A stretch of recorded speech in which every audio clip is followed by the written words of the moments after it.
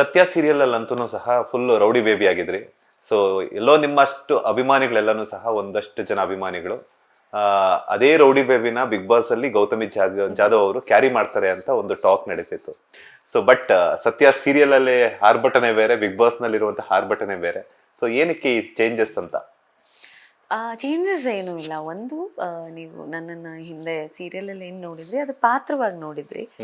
Big boss ಮನೆಯಲ್ಲಿ ಯಾವುದೇ ಪಾತ್ರಗಳು ವರ್ಕ್ ಆಗೋದಿಲ್ಲ, ವ್ಯಕ್ತಿತ್ವ ವರ್ಕ್ ಆಗೋದು. ಗೌತಮಿಯಾಗಿ ನಾ ಇರೋದೇ ಹೀಗೆ. ನಾನು ಮಾಡಿದಂಥ ಪಾತ್ರಕ್ಕೂ ಗೌತಮಿಗೂ ಅಜಗಜಾಂತರ ವ್ಯತ್ಯಾಸ ಇದೆ. ಸೊ ನಾನು ಅಲ್ಲಿ ಹೋಗಿ ಹೌದು ನಂಗೆ ಅದೊಂದು ಭಯ ಇತ್ತು. ನನ್ನನ್ನು ಇದೇ ರೀತಿ ನೋಡಿರುವಂಥ ಜನರು ಹಾಗೆ ನೋಡಿದ್ರೆ ಇಷ್ಟಪಡ್ತಾರೋ ಇಲ್ವೋ, ಅಕ್ಸೆಪ್ಟ್ ಮಾಡ್ಕೋತಾರೋ ಇಲ್ವೋ ಅನ್ನೋಂಥ ಭಯ ಖಂಡಿತವಾಗ್ಲೂ ಇತ್ತು.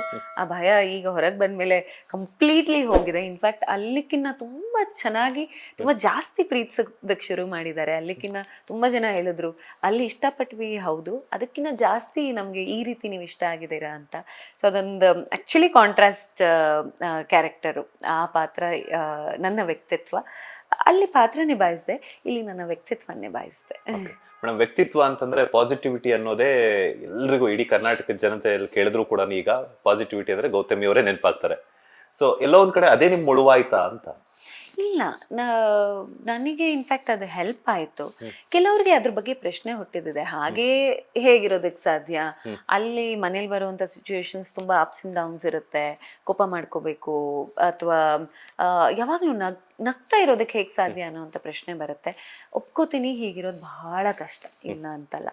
But for me being like this, ನಾನು ಮನೆ ಒಳಗೆ ಹೋಗೋಕ್ಕೂ 1 ದಿನ 2 ದಿನ ಮುಂಚೆ ಪ್ರಿಪೇರ್ ಆಗಿ ಹೋಗಿದ್ದು ಅಲ್ಲ ಅದು.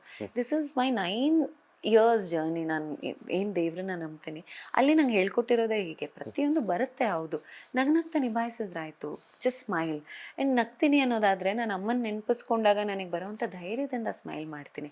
ಯಾರೇ ಎದುರುಗಡೆ ನನಗೇನೋ ನೆಗೆಟಿವ್ ಕಮೆಂಟ್ ಮಾಡಿದ್ರು, ಇನ್ನೇನೋ ಮಾಡಿದ್ರು, ಅದೆಲ್ಲದಕ್ಕೂ ಐ ಹ್ಯಾವ್ ಸ್ಮೈಲ್ಡ್. ನೀವು ನೋಡಿದ್ರೆ ಎಪಿಸೋಡ್ಗಳಲ್ಲಿ ಫೇಕ್ ಹೇಳಿ, ಇನ್ನೊಂದು ಹೇಳಿ, ಮುಖವಾಡ ಹೇಳಿ ಸ್ಮೈಲ್ ಮಾಡಿದ್ದೀನಿ.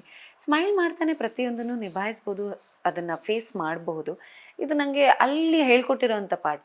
ಯಾರಿಗೆ ದೇವರು ಅಂದ ತಕ್ಷಣ ನಗು ಬರೋದಿಲ್ಲ. ನಂಗೆ ಒಂದು ನಗು ಬರುತ್ತೆ, ಸ್ಮೈಲ್ ಬರುತ್ತೆ, ಅಥವಾ ಕಣ್ಣಲ್ಲಿ ನೀರು ತುಂಬುತ್ತೆ, ಇದೆರಡು ಬಿಟ್ಟರೆ ಇನ್ನೇನು ಕೋಪ ಇನ್ನೊಂದೆಲ್ಲ ಬರೋದಿಲ್ಲ.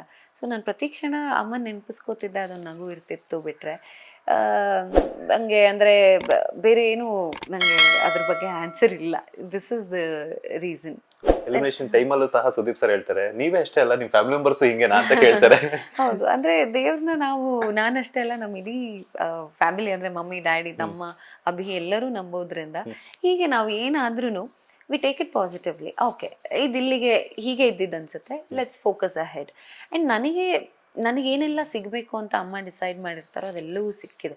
ಆ್ಯಂಡ್ ಅದ್ರ ಬಗ್ಗೆ ಒಂದು ಸಮಾಧಾನ ಬೇಕು. ಸಿಕ್ಕಿದ್ದನ್ನ ಬಿಟ್ಟು ಇನ್ನೇನೋ ಬೇಕು ಅಂತ ನಾವು ಅದು ರಬ್ ಮಾಡ್ತಾ ಕೂರೋದು ದೇವ್ರ ಹತ್ರ, ಅದು ತಪ್ಪು ಅನಿಸುತ್ತೆ.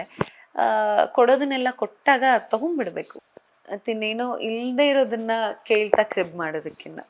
ಲೇಟೆಸ್ಟ್ ಹಾಗೂ ಇಂಟ್ರೆಸ್ಟಿಂಗ್ ಸುದ್ದಿಗಳಿಗಾಗಿ ಬಾಸ್ ಟಿವಿ ಕನ್ನಡ ಚಾನೆಲ್ನ ಸಬ್ಸ್ಕ್ರೈಬ್ ಮಾಡಿ. ಹಾಗೆಯೇ ಬೆಲ್ ಐಕಾನ್ ಪ್ರೆಸ್ ಮಾಡಿ. ಇದರ ಜೊತೆಗೆ ಫೇಸ್ಬುಕ್, ಇನ್ಸ್ಟಾಗ್ರಾಮ್, ಎಕ್ಸ್ನಲ್ಲೂ ಮಿಸ್ ಮಾಡದೆ ಫಾಲೋ ಮಾಡಿ.